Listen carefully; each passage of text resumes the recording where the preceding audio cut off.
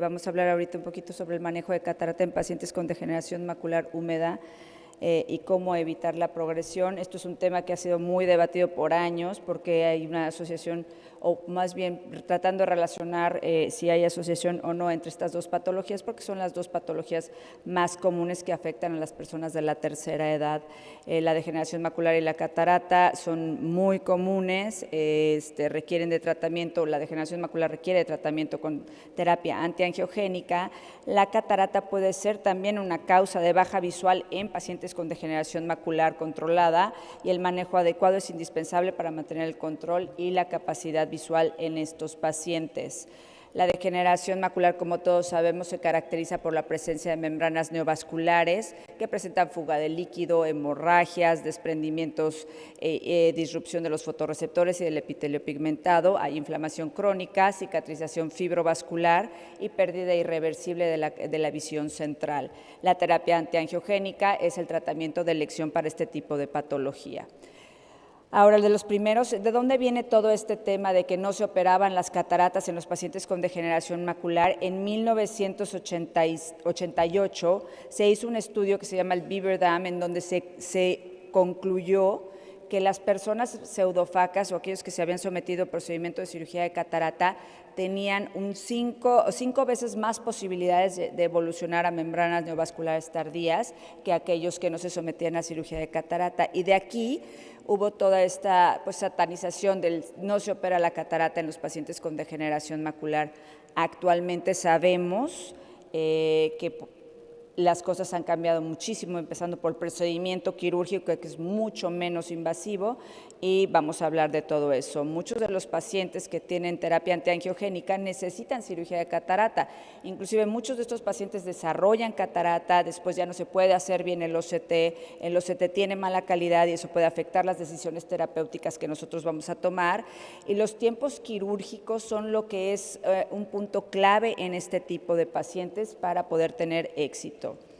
¿Cuál es el tiempo ideal? Bueno, hay muchas publicaciones que hablan de esto. El tiempo ideal es que la membrana neovascular esté inactiva por lo menos 3 meses, pero hay muchos estudios que hablan que si la membrana neovascular estuvo activa por un promedio de 12 meses, tiene mucho mejor pronóstico si se hace la cirugía de catarata en ese momento. Evidentemente hay que considerar mantener los esquemas de terapias antiangiogénicas en todos estos pacientes y hay diferentes opciones de administración.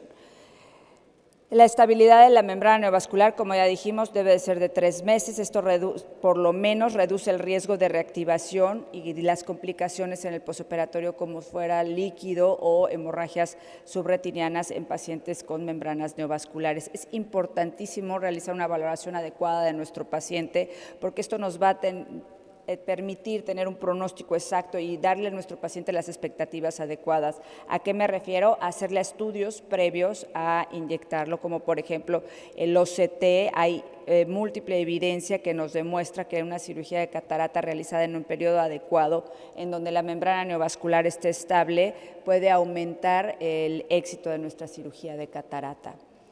Entonces, otra cosa que también es muy importante es hablar sobre las expectativas que le vamos a dar a nuestro paciente. Evidentemente son pacientes que tienen alteración de la capacidad visual central. Entonces, tienen que saber, porque se confunden, que la cirugía de catarata no les va a quitar el escotoma, no les va a quitar las metamorfopsias, ni tampoco les va a quitar como esta alteración visual central, pero sí les va a volver la visión periférica y eso puede significar la independencia y la autonomía de este paciente. Entonces, membranas neovasculares para evitar la progresión. O sea, tenemos que pensar en por qué progresan, porque hay una reacción inflamatoria generada simple y sencillamente por el hecho de que estamos haciendo un procedimiento quirúrgico que puede alterar la permeabilidad vascular. Entonces, mientras más tiempo tengamos inactiva nuestra membrana, menos posibilidades tenemos de que todos estos factores proinflamatorios aumenten los factores angiogénicos y reactiven la membrana neovascular. Es indispensable monitorear y manejar a nuestro paciente de forma adecuada. El monitoreo es estricto en el pre y en el postoperatorio para poder continuar con el esquema de tratamiento que se haya llevado con nuestro paciente.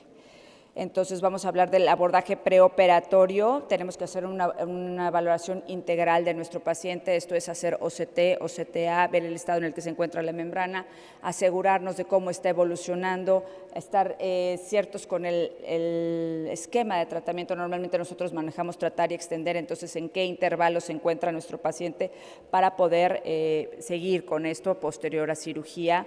También ver toda su historia sistémica, ¿no? Antecedentes de glaucoma, de diabetes, qué medicamentos utiliza. Algo que ayuda mucho para que nosotros podamos darle un buen pronóstico a nuestro paciente es hacer sensibilidad al contraste y microperimetría, porque nos pueden dar como expectativas realistas al respecto de esto. Y tomar una decisión en conjunto, esto significa hablando con los familiares y el paciente. En la biometría, como ya lo comentaron hace rato, puede estar alterada, evidentemente, porque hay una cicatriz y una fibrosis macular. Entonces, es importante que los ecografistas hagan todo el ajuste sobre esto, o a veces hacer una biometría óptica manual para confirmar el cálculo que sea adecuado. Otra cosa que es importantísima es el lente focal, es la opción de elección para este tipo de pacientes. Los lentes multifocales y los lentes de rango extendido están contraindicados en pacientes con enfermedades maculares, siempre, es más, las mismas compañías lo dicen, y vemos mucho que les ponen lentes multifocales. El ponerle un lente multifocal a un paciente con una alteración macular nada más va a empeorar las circunstancias del paciente. También les favorece que se ayude con filtros amarillos y bueno, en relación a las inyecciones perioperatorias, podemos hacerla peri, trans o post. La preoperatoria o perioperatoria es 1 a 2 semanas previas a la cirugía para suprimir la actividad neovascular subclínica y reducir el riesgo de reactivación y el riesgo de hemorragias durante la cirugía. Después podemos hacer inyecciones intraoperatorias, que es el mismo día que se hace la cirugía de catarata, al final se pone la terapia antiangiogénica de nuestro paciente. Lo bueno es que estamos en un ambiente estéril, entonces disminuimos los riesgos de endoftalmitis. Y la inyección postoperatoria es cuando nuestro paciente tal vez está en un esquema de 16 semanas y le toca 6 semanas, 3 semanas después de la cirugía, se aplica como normalmente se hace en la sala de procedimientos menores, la inyección intravítrea sin problema, pero es indispensable seguir con el esquema. En el periodo inmediato se sugiere que se pida un OCT, más o menos como a las 4 semanas después de la cirugía, para poder detectar reactivaciones tempranas, que pueden ser líquido subretiniano, líquido intrarretiniano, presencia de hemorragias, todo eso. Continuar el protocolo de inyecciones, como ya les dije, retomar el régimen en el tratar extender, y si no hay reactivación, se mantiene inactivo, hay que continuar de todas formas haciendo seguimientos con OCT. Educar a nuestro paciente es una de las mejores armas que tenemos, porque necesitamos enseñarle a que aprenda a usar la cartilla de Amsler, a que pueda detectar tapándose un ojo y el otro si hay algún cambio, para que podamos hacer un acercamiento de forma temprana. Ya hay muchos estudios que nos hablan de que tienen buen pronóstico visual estos pacientes, que aunque tienen cicatrices disiformes o atrofias geográficas, tienen que comprender que el límite de la recuperación es, que hay un límite en la recuperación visual, pero ciertamente tienen buena evolución porque mejora la periferia. Hay muchos estudios que avalan esto. Hay este estudio, por ejemplo, que nos dice que a pesar de que sí se detecta en un 22 a 31% de los pacientes el aumento de fluido intrarretiniano, no se afecta el pronóstico visual del paciente siempre y cuando continúe con sus esquemas de tratamiento. Hay metaanálisis que también nos dicen que la conclusión es que aumenta el riesgo a 5 años, esto es a largo plazo, y hace hincapié en el hecho de que nosotros tenemos que tener una relación médico-paciente muy estrecha para que podamos hacerle ver que tiene que estar muy apegado a su seguimiento para que no vayamos a tener problemas. Y bueno, más estudios que nos dicen que si continúa la terapia antiangiogénica, los pacientes tienen buena evolución, mejor evolución si es 6 meses después de haber empezado la terapia antiangiogénica. Y bueno, como conclusión, la coexistencia de membrana neovascular y catarata es frecuente, la ganancia visual es posible en pacientes con membranas estables, la planeación de los tiempos es indispensable para tener una buena evolución en la cirugía, los lentes multifocales y de rango extendido están contraindicados en estos pacientes, la terapia antiangiogénica debe de continuar y siempre se debe hacer un OCT posoperatorio y las reactivaciones posoperatorias son poco frecuentes. Bueno, que le quiero dar a mi colega un agradecimiento y eso es todo. Muchas gracias.